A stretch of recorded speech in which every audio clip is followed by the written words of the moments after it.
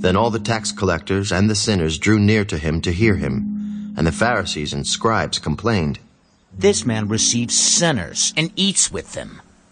So he spoke this parable to them. What man of you, having 100 sheep, if he loses one of them, does not leave the 99 in the wilderness and go after the one which is lost until he finds it? And when he has found it, he lays it on his shoulders, rejoicing. And when he comes home, he calls together his friends and neighbors, saying to them, "Rejoice with me, for I have found my sheep which was lost."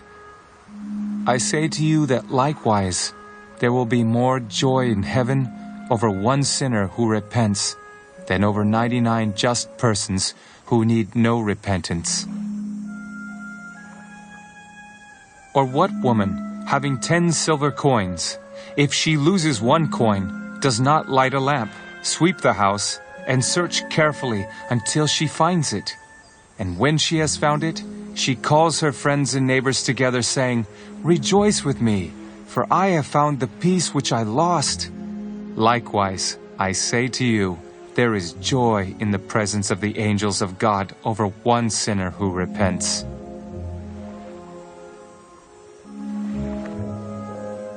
A certain man had 2 sons, and the younger of them said to his father, "Father, give me the portion of goods that falls to me."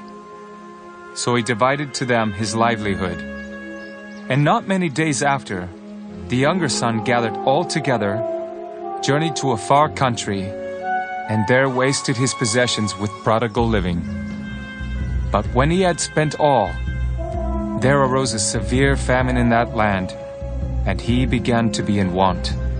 Then he went and joined himself to a citizen of that country, and he sent him into his fields to feed swine. And he would gladly have filled his stomach with the pods that the swine ate, and no one gave him anything.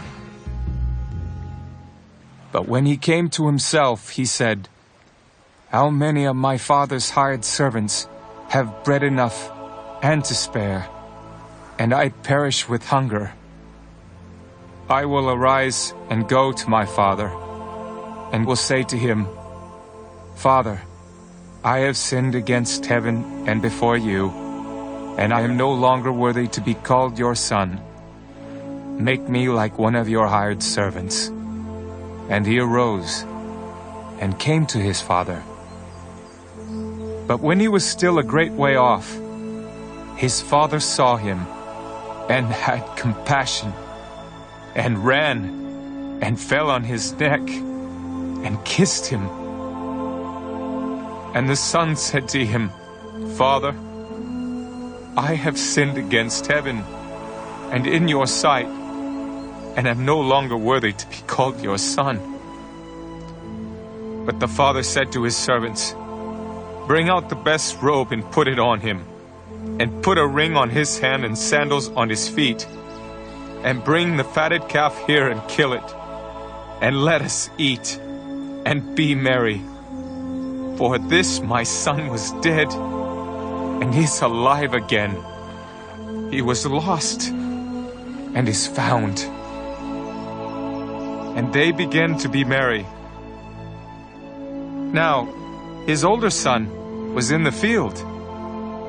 And as he came and drew near to the house, he heard music and dancing. So he called one of the servants and asked what these things meant. And he said to him, 'Your brother has come, and because he has received him safe and sound, your father has killed the fatted calf.' But he was angry and would not go in. Therefore, his father came out and pleaded with him.